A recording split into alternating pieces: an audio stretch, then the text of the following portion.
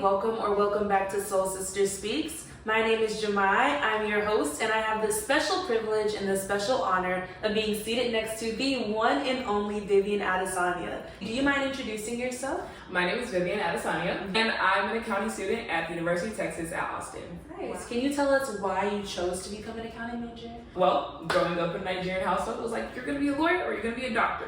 And I said, I don't like science. I don't like blood. So I said, looks like we're going to be a corporate attorney. I'm going to go be an accountant.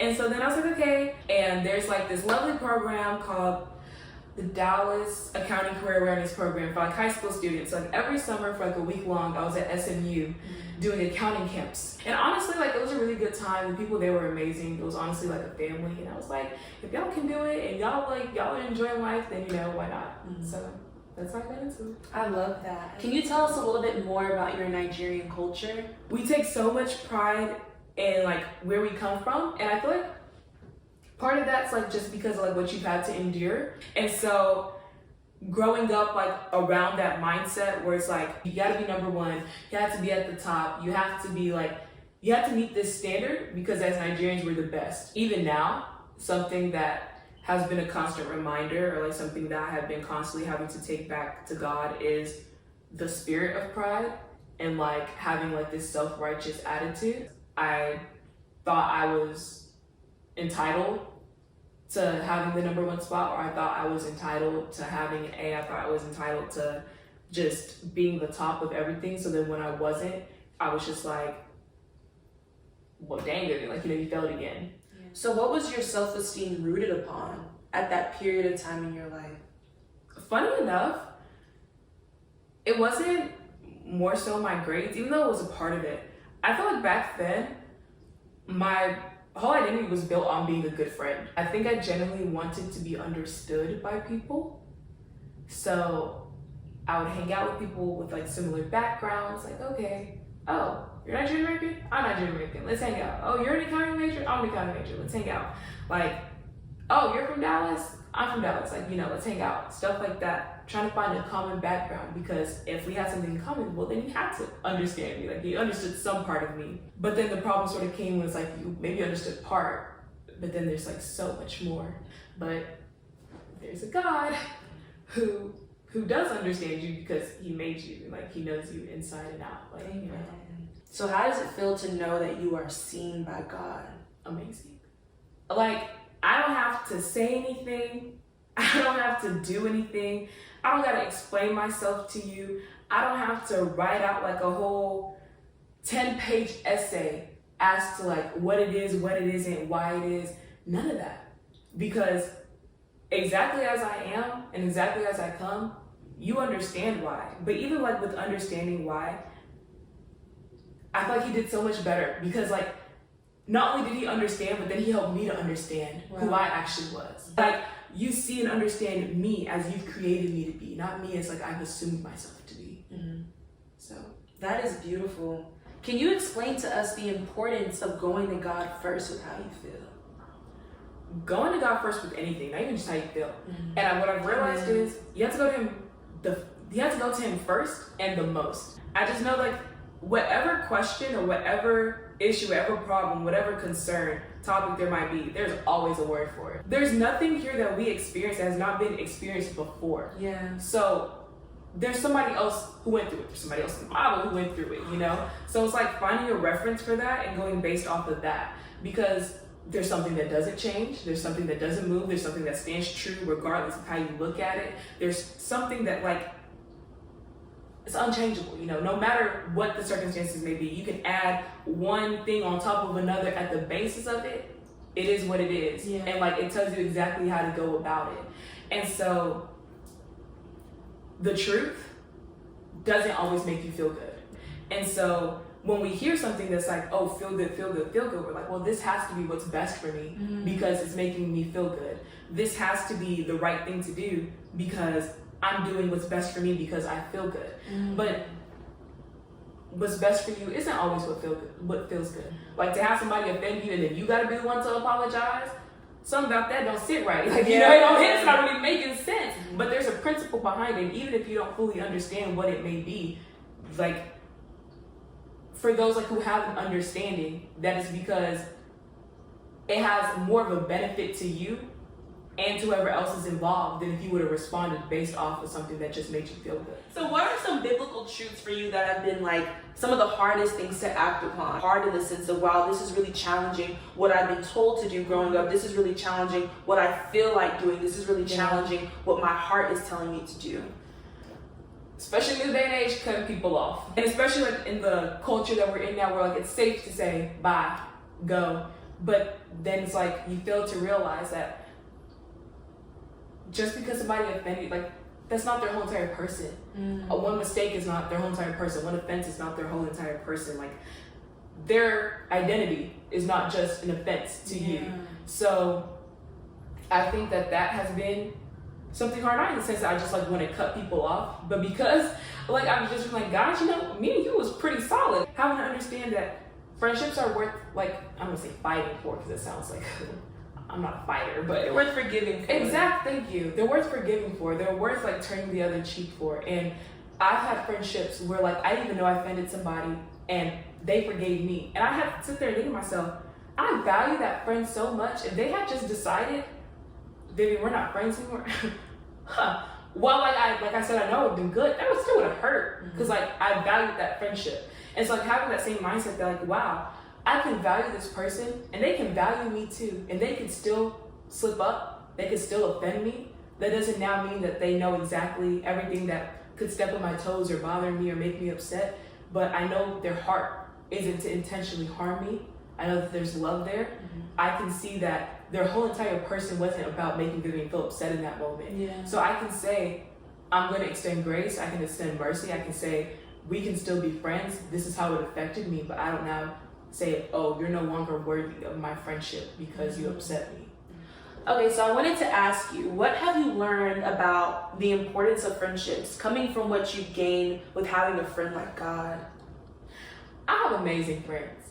Like, my friends are so amazing. When I think about my friends, sometimes I cry. Like, honestly, I cry because I'm just like, literally, I think about the friends I have and like I turn and I'm just like, who am I that you're mindful of me? Amen. Like, who am I that you thought to place these specific people in my life at this specific time? And I have friends that I can genuinely say, it's not like I don't have to force myself to do something so they reciprocate it. I have friends who do more than I do, and I'm like, dang, I need to reciprocate what they do. I'm like, shoot. I have friends that teach me how to be intentional. I have friends that teach me that it's okay to not always be a perfect friend who extends to me like the same grace and mercy I talked about earlier. I have friends that literally like they live their lives in such a way that I'm just like, wow, like I'm actually amazed. I'm just like, God, yeah, these are my friends because they're really doing the thing. You know what I'm saying? Like, they're doing something. And it's like, wow, like I have friends I can say I genuinely admire. Like I can be like, I can see the grace of God over their lives. They love me so well. And they don't love me from a place of like, oh, they love me perfectly, or they just understand and get me 110%. It's not like they bend over backwards to keep me as a friend. They love me with grace because they're friends that you've placed in my life, so you've given them the grace to be my friend. And you give me the grace to be their friend back. And I feel like it's so special to know that people can love you with ease. Like, you don't have to bend over backwards to get somebody to love you, to be your friend, to hang out with you, to spend time with you. There are people who God has given the grace to do that. And that just makes my heart happy. So how has being a friend with God helped you to identify those that He has called to be your friends as well? I feel like first and foremost, it was me like hearing His voice to know like when He's telling me to continue with something and to stop with something. And that's not something I used to be intentional with before. Like I said, like having just open doors for whoever to be your friend. It was like, oh, you want to hang out? Yeah, girl, let's hang out. Whereas now it's like God, I want to hang out. She seems pretty cool. Can we hang out? And sometimes I don't have a release. And it's not always like yeah, that's going to be your bridesmaid. Or like no, she's a horrible person. Sometimes it's just like some type of unsettlement. I can't really explain it well, but it's like a type of a sentiment which just like, I don't have like the just, yeah, we can go out. It's not like 100% peace about it. And not to say like it's for any reason that somebody is like a bad person or anything like that. Maybe it's just not a long-lasting friendship, or maybe it's just we couldn't really help each other out in this time, or maybe it's just we couldn't be as good of friends to each other as we thought we could be. It could be for so many different reasons, I don't know. But I know like in the friends that I have prayed about, I've had a release to continue on being their friend. God has just shown me how like they're actively working to be more like him, and they express it. What does it mean to you to know that although not everyone can be everything, God is, and that God can be? Amen. Amen. Amen. Literally, I feel like that's such a good question, because for the past however many years, like my whole thing is just like God is. Like that's just like a reminder in my head that God is, and he is who he is. He's whoever you need him to be. Amen. At any point in time. And so I feel like first, knowing that not everybody is everything, it makes you appreciate them a little bit more, because you're not everything, but you're still worthy of love. You're not everything, but you still offer value. You don't have all the qualities, but like you're still a child of God. And I feel like you can appreciate somebody more when they're not offering you a million things, but you still know that like they hold something, because they hold the Spirit of God. Yeah. And knowing that God is everything, it's just a constant reminder to continue looking back to him. Like all these people in my life are wonderful, and they're great, and they're amazing. I'm so grateful that I'm blessed with them. And the only reason I can be blessed with anything good like this is because I serve a God that is good. And I serve a God who is so whole and so beautiful in all of his ways, that when he made man in his likeness, he could deposit pieces of himself into these people that I can see.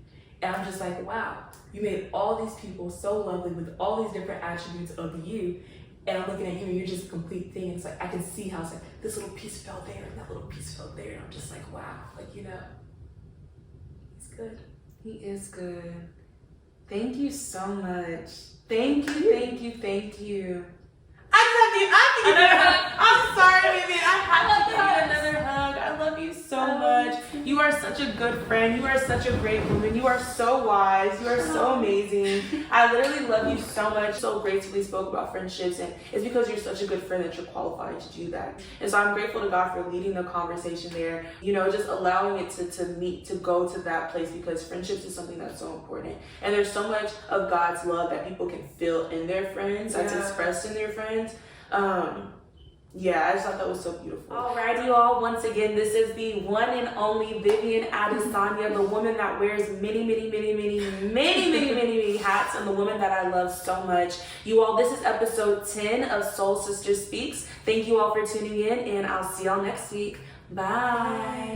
Tell about the healer. Greater is the one within, and call him as the leader. Teach her how to hold a pretty hand up to the sky. Never wait upon the giver, he'll deliver like a dealer. To take her higher, higher. Fly out the valley and the fire. Take her higher, higher. Fly up out the valley in the fire.